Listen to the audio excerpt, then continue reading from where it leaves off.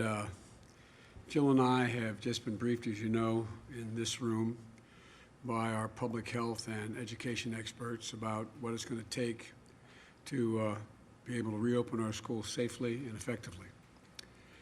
And back to school has always been a special time. It is in your families and mine, but particularly in mine, because for all the years Jill and I are married, she was going back to school too as a teacher.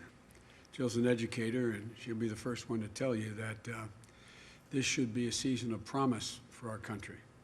Times when classrooms are crackling with the possibilities of the new year, students' hopes, and all about the future.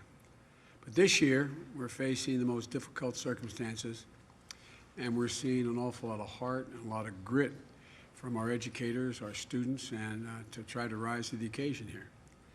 But our government hasn't come up to that bar. They haven't shown much grit at all or determination. Let me be clear. If President Trump and his administration had done their jobs early on with this crisis, American schools would be open, and they'd be open safely. Instead, American families all across this country are paying the price for his failures and his administration's failures. Like many of you, because you're all reporters, you also have a lot of friends and you have children, and you're probably hearing the same thing I'm hearing throughout this pandemic. They're struggling to figure out how to do the right thing, but they're worried. They're worried like the devil. What does it mean for my kids? Is this setting my child's education back beyond just a semester? What impact will it have? How's my child going to catch up? What if I'm not doing enough to help my child succeed? All those questions, the self-doubt that's been engaged. President Trump may not think this is a national emergency, but I think going back to school for millions of children and the impacts on their families and the community is a national emergency. I believe that's what it is. Protecting our students, our educators, our communities, getting our schools open safely and effectively. This is a national emergency. But President Trump still doesn't have any real plan for how to open our schools safely. No real plan for how to help parents feel secure for their children. He's offering nothing but failure and delusions. From the start to finish, the American families and our children are paying the price for his failures. Failure to take this virus seriously early on in January and February, and it's spread around the globe. Failure to take steps we needed back in March and April to get this pandemic under control, to institute widespread testing and tracing, to control the spread. Failure to provide clear national science-based guidelines to state and local authorities. And failure to model even basic responsibility like socially distancing and wearing a mask. And failure to make sure educators and administrators have the equipment, the resources, and the training they need to open safely under the circumstances we find now. Donald Trump and Secretary DeVos haven't stepped up, and we're all seeing the results. Millions of students are now starting the new school year in the same way they finished the last one, at home. At home. Parents are doing their best, but more and more we're finding themselves at wit's end, struggling to balance work and childcare and educational duties, or worrying about their lost paycheck and how they'll make ends meet while trying to keep their kids on track with remote learning. Educators are taking on countless hours of additional training to learn how to use remote learning tools so they can still be there for their students, but they're worried about all the kids who used to count on our schools, all those children who need it so badly, and particularly those children who need more than the education. They provide their meals and safe places to spend the day. You know, we're all concerned about making sure COVID-19 doesn't further exacerbate the disparities that already have existed in our educational system for so many poor children and in so many communities of color. It's unacceptable. And it can't go on like this. We all want our schools to reopen safely, with a plan that prioritizes the health of our students and our educators and staff alike. I laid out my plans back in June and July, a roadmap for how to reopen safely and effectively. You can read them by going to joebiden.com. We need straightforward, common-sense solutions, but Trump refuses to act, starving schools of the needed funding they need now. Now. They needed it beginning of the summer. Now, Trump's FEMA director is cutting schools loose. Just yesterday, FEMA announced that they're not, after helping 3 districts, I think it was 3, they announced that they're not going to help pay for cloth masks, other PPE, or for school settings, cleaning those basic health needs that are sanitized, everything from the lavatories to the classrooms, and safety costs for schools that don't qualify for emergency assistance. This is an emergency, Mr. President. This is an emergency. And Donald Trump and his FEMA should treat it as one. If I were president today, I'd direct FEMA to make sure that our kids K through 12 get full access to disaster relief and emergency assistance under the Stafford Act. I'd make sure that PPE and sanitation supplies for school qualify as emergency protective measures, which is a phrase they use, to fully be eligible for federal assistance. On top of that, I'd be working with the leaders of Congress now, today, to pass emergency packages for schools so they have the resources they need in order to be able to open safely. Money for ventilation. I heard that a lot when I had all those healthcare experts up on the Zoom. Money for ventilation and other health measures, but also more money to hire more teachers. Every recommendation we got was they should be dividing into pods, smaller classes. Smaller classes mean more educators are needed. Keeping classes socially distanced, small. Money for more psychologists and counselors. I introduced legislation a long time ago calling for, I proposed legislation a long time ago. We have one school psychologist every 1,507 children in school. And the health care, the mental health that our children need now, the anxiety they're feeling at home, in going to school, not being able to go to school. The nation's superintendents of schools have estimated that they'll need at least $200 billion to support K through 12 schools throughout the year for safe reopening. And we need the money to hire educators as well for our four-year colleges and universities, for community colleges, for HBCUs, for minority-serving institutions. Democratic leaders are ready to get this done. They've already proposed such legislation. Mr. President, where are you? Where are you? Why aren't you working on this? We need emergency support funding for our schools, and we need it now. Mr. President, that's your job. That's your job. That's what you should be focused on now. Getting our kids back to school safely, keeping schools safely able to remain open once they open. Not whipping up fear and division, not inciting violence in our streets. Get off Twitter and start talking to the congressional leaders in both parties. Invite them to the Oval Office. The Oval Office. And stop your boast about never being seen at what you can do anything. You always talk about your ability to negotiate. Negotiate a deal. A deal for somebody other than yourself. Now I'm happy to take questions you may have. I guess staff's going to call on whoever. Fire away. Great.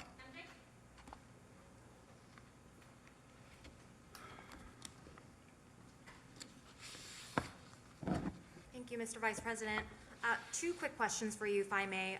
First, ahead of your trip to Kenosha, Wisconsin tomorrow, last week your running mate, Senator Harris, said that the officer who shot Jacob Blake, based on what she has seen, should be charged.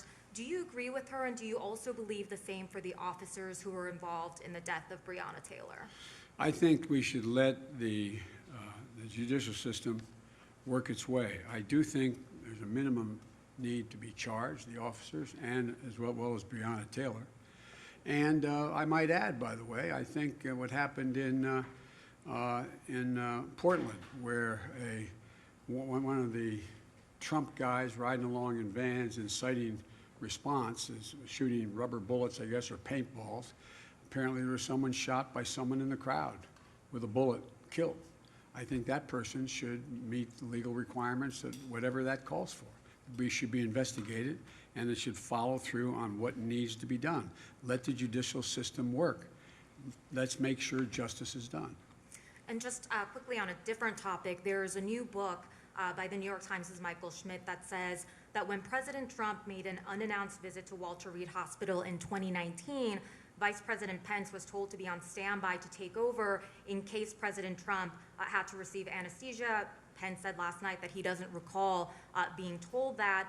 As Vice President, were you ever told to be on standby or given, any kind of special alert when President Obama was going in for a medical appointment? And I also just wonder whether you have any concerns about the fact that that Walter Reed visit that President Trump made, it didn't follow, prior protocol about presidential visits for medical examinations. I'm not going to speculate on what it means. What I can say is that nothing this administration does is normal. And so I'm not being facetious when I say that. So who in God's name knows what it's all about? I just don't know. I don't know, and I'm not going to speculate. I'll let the experts do that. And the only time that I have been on notice is when the president's out of the country and I'm in the country. Not that I should wait for something to immediately be aware of anything, but that's something that might be called for. It wasn't called for. Thank you.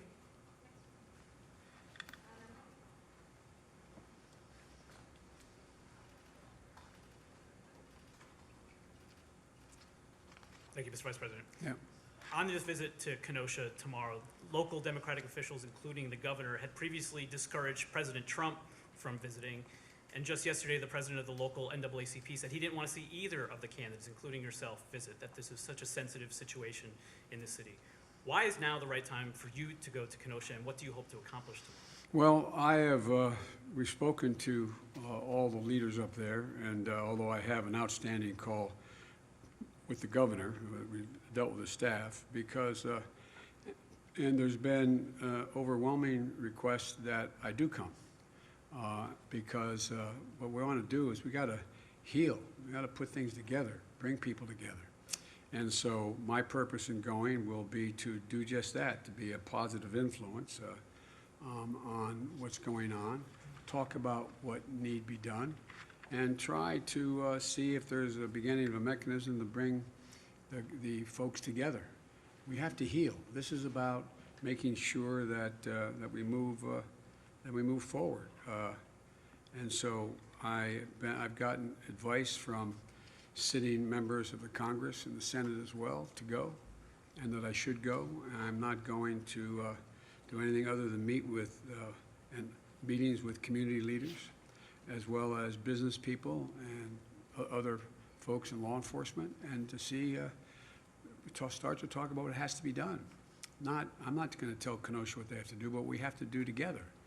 The idea that we are saying, the president's encouraging people to retreat to their corners and keep this moving is just a mistake. I spent my whole life, including in this city you're in right now, bringing people together, bringing the community and police officers together, bringing business leaders and civic leaders together. And so that's my purpose in going. And on the fact that you're traveling to Wisconsin at all, I believe this is only the third time in the last few months since the onset of the pandemic that you'll be on a plane.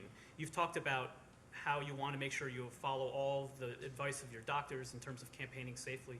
But the question we keep hearing from voters, from others, is why aren't you out there more? You may be aware the president was calling into question your campaign schedule today. How far are you willing to push the envelope of what's safe in order to get your message out and to be among the voters, speak to them directly? Well, I think my message is getting out based on what all the polling data shows and the millions of people who've watched what I've had to say and the circumstance in which I've said it.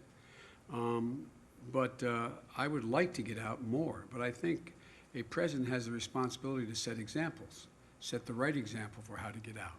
Not go out and not wear a mask, and not to have large crowds of people standing next to one another not wearing masks, not being the potential cauldron for significant outbreaks of COVID. And so what I've done is I've met with, via what I did this morning with the medical experts. And so we've worked out a protocol where how I get in the plane, what kind of plane I get on, how it's sanitized, how I engage people. It's like when I'm engaging all of you everywhere I go. It's always at a safe distance, and everybody's wearing masks. And the vast majority of people that I'm meeting with that come into my home and staff and the like, they're all tested as well. So I'm just trying to set the example. Wearing the protective gear, a mask, which I have with me. I'm able at this distance to take it off, number one. Number two, making sure that we proceed in a way with adequate social distancing and do it the right way. And last quickly, they announced the format and the moderators of the presidential debates today. NBC's Kristen Welker batting cleanup for that last presidential debate. Is there anything, you said you'll participate, is there anything that could dissuade you from participating, and how have you begun to prepare? Well, I've begun to prepare by going over what the president has said, multiple lies he's told. What I'd love to have is a crawler at the bottom of the screen, a fact checker, when we speak. If we really wanted to do something, I think that would make a great, great debate if everything both of us said was instantly fact checked by an agreed to group of people out there that we move forward. But that probably wouldn't get very far in the debate. No, I'm looking forward to debating the president, and I'm going to lay out as clearly as I can what I think we have to do to bring this country back and build it back better. And I'm looking forward to the debate. Thanks. Great. One from here.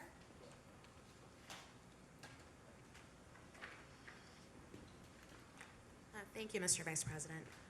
One of the things that I've heard a lot from voters across the country is that a lot of them are worried and concerned about some of the ongoing violence we've seen in cities in this country, including the situation in Kenosha, Wisconsin, where you're headed.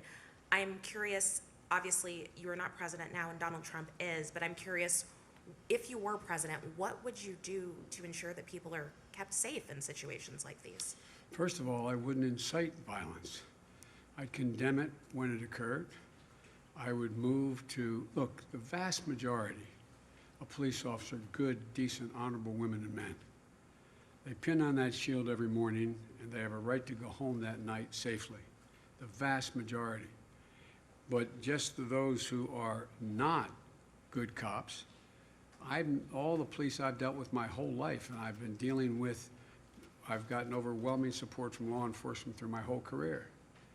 They're the ones that want to get rid of the bad cops even more than anybody else does, because it reflects on them, number one. Number two, I would make sure everybody understood, if I were president, that any violence, protesting is a right and free speech is a right. But to engage in violence, burning, looting, and the rest in the name of protesting is wrong.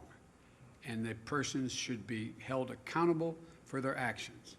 And so what I'd be doing is I'd be bringing people together in the White House right now. I'd be having that police commission set up. I'd have law enforcement at the table. I'd have the community at the table. I'd have people and saying, how do we get through this? What do we do to deal with this? Because I believe the vast majority of the community at writ large, as well as law enforcement, want to straighten things out, not inflame things. But this president keeps throwing gasoline in the fire every place he goes. I noticed, and I didn't watch much of it, but I watched the reports from all of you, not all, from the press. And, when he was asked about what should be done with regard to a young man shot in the back 7 times in front of his children. I didn't hear much of anything come from him. What should we be doing about it? And he went down the line. So I wish he'd take responsibility. As much as he'd like to be running against somebody else, he's running against me, Joe Biden. And the fact is that he is not acting very responsibly.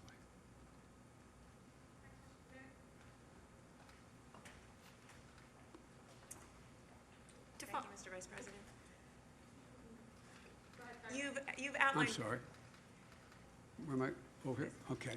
You've outlined your plan to reopen schools safely, but what about what happens in the interim? Right now, millions of parents across the country are facing this very impossible task of trying to work full-time right. and help their children full-time to learn virtually. What is your message to these parents, and what can you do to help them while you work to reopen schools? Help is on the way. I've laid out a clear plan for childcare, a clear plan for starting early education as well, so 3 and 4 and 5-year-olds are in school and like, but I'm not president right now. What we should be doing is we should be providing for more help for people who in fact are trying to juggle the choice between, do I stay home with my 3, 4, or 5-year-old and take care of them in the middle of this COVID problem, or do I go to work and earn a salary? What do I do? And so that's why I have a major initiative to deal with child care and elder care, so people can be adequately paid to come and take care of folks, children, as well as the elderly that you may be taking care of, a parent, a husband or wife may be taken care of, as well as making sure that those folks are able to get back to work. And that's why focusing on daycare centers and making sure they're safe and healthy now is equally as important as dealing with, almost as equally important as dealing with schools. And we should be providing all of the PPE and all of the safety that is necessary and sanitary capacity to allow them to open. Hundreds of them have been opening because some states have gone in and done that. There should be universal guidance coming from the President of the United States of America. There should be basic standards to how, in fact, in what circumstances you can safely open a daycare center. You can safely open a child care center. In addition to that, in the future, the idea, this has brought home a number of glaring problems we have in America, this whole pandemic and what's happened in terms of jobs. The idea that we're in a situation where you have so many parents who have to make the difficult choice as a single parent or both working parents to decide whether one gives up their salary and stays home with a child under the age of 5 or 6, and or somehow leaves them with somebody that is not particularly qualified and goes to work so they can earn a living, is a choice that is not, we shouldn't be making. We're the only industrialized country in the world that forces people to make that kind of choice. So there should be, no one should have to pay more than 7% of their income to provide for child care and be able to go to work. This is something that is a major element of my Build Back Better program. But in the meantime, the most important thing that can be done is have CDC issue really straightforward guidelines on what circumstances you should be able to open up your daycare center or your child care center now. And there should be clear standards. And states should have the wherewithal to be able to go out and inspect those facilities now. But you know, one thing I haven't mentioned, and I think it warrants mentioning, you know, one of the things we did, remember, when we inherited the Great Recession and we were going into the tank, heading off the cliff or heading to a depression, I was able to convince 3 Republicans to change their vote, and we ended up with the so-called Recovery Act, which spent over $800 billion in 18 months, kept us from going into depression. But what did we do? We spent billions of dollars making sure that states were able to maintain their essential workers. Everyone from their fire departments, their school teachers, their doctors, their nurses, their public hospitals. Now what's happening? This Republican administration will not support that, and the Republican leadership in the United States Senate will not support it. So what's happening? We don't have that help. It's not out there.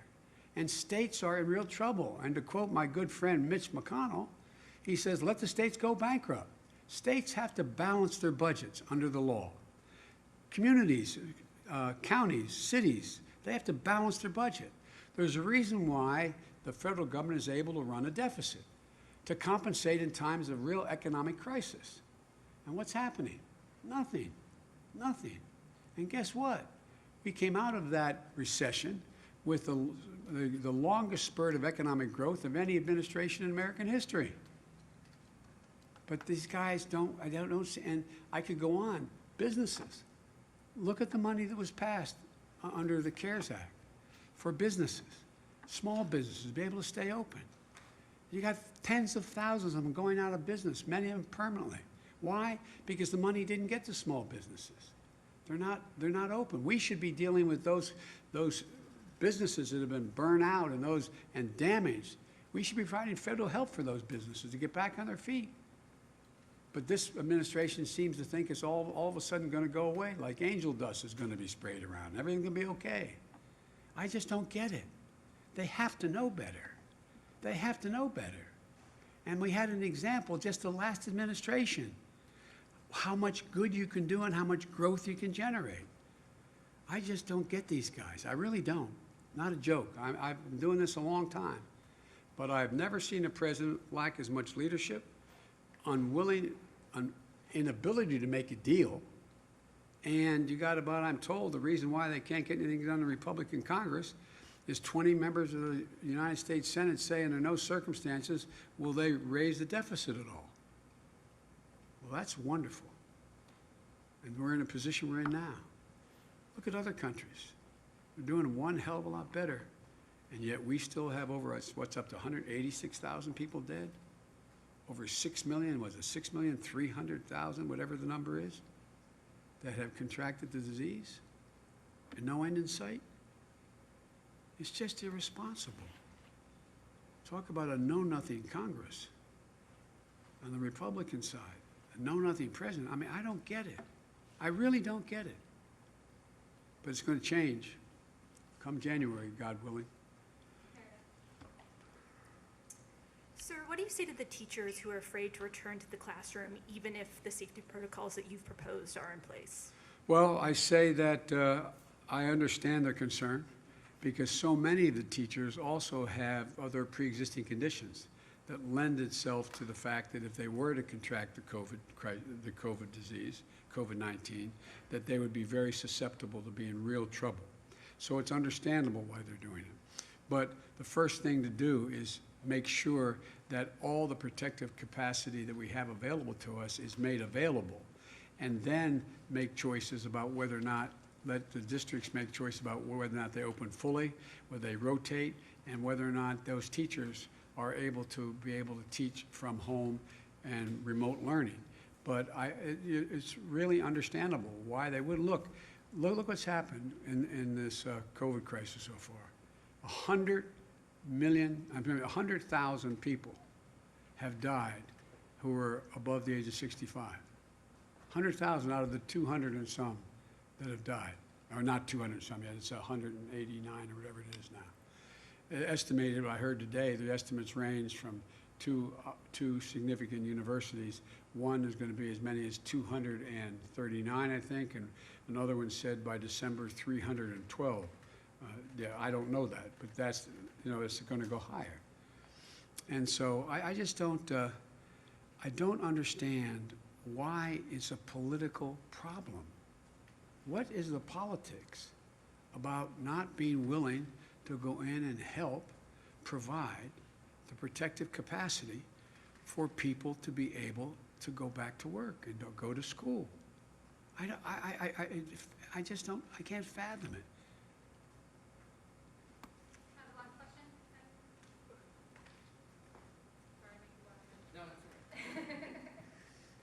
Thank you, Mr. Vice President. You talked today about reopening schools. Wanted to ask you about something you said last week about the potential of having to shut down the economy again. You were asked if you'd be willing to shut it down if your health experts advise you to do so, and you said, quote, "I will be prepared to do whatever it takes," and that you would listen to the scientists. But I'm curious how you would do that at a federal level and how you would balance that call to shut down potentially if you had economic advisors saying, You do this again, you could plunge the country into an even deeper economic crisis. Well, look, I know you're tired of hearing me say this. I've been saying it since last January. The idea that you're going to be able to get the economy back on track without getting COVID under control is completely counterintuitive. It's not there. It can't happen. So unless we're able to deal with the disease and drastically cut its impact on people's confidence of being able to either go to work or walk into a business or do business, then it doesn't matter a lot. There is going to be no need, in my view, to be able to shut down the whole economy. I got asked by David Muir a question, if I was asked to shut everything down. I took that as a generic question, am I going to follow the science?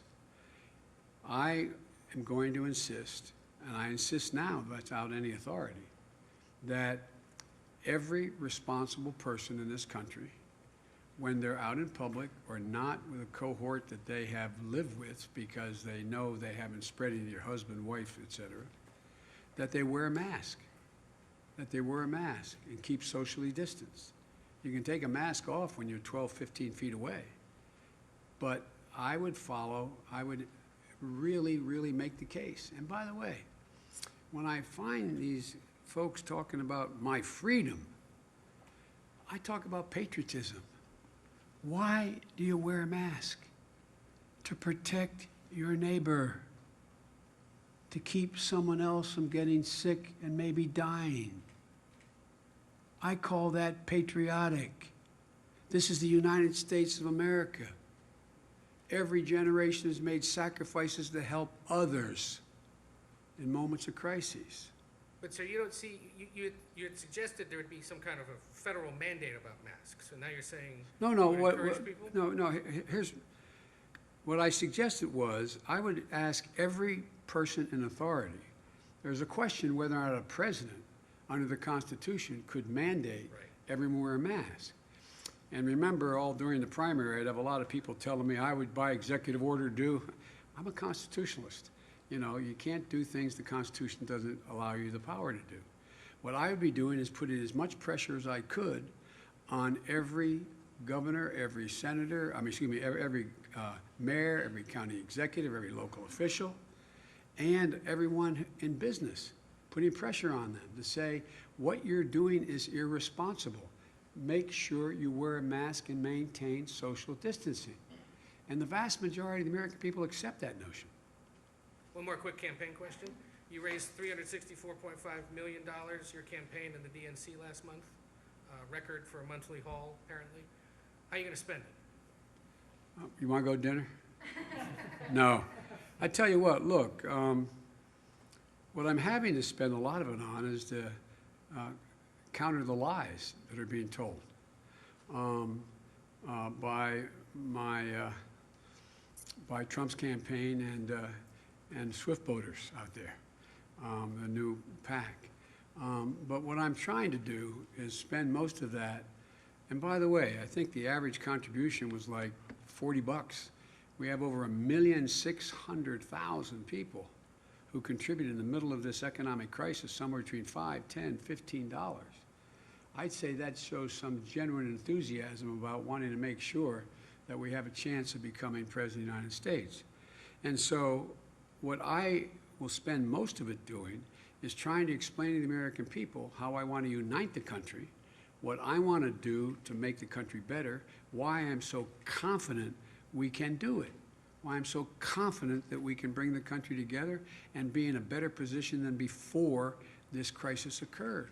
Because there's been so many fissures exposed as a consequence of what's happened that people are now realizing, my Lord, I didn't know that people in that circumstance didn't have that kind of help. I didn't know whatever.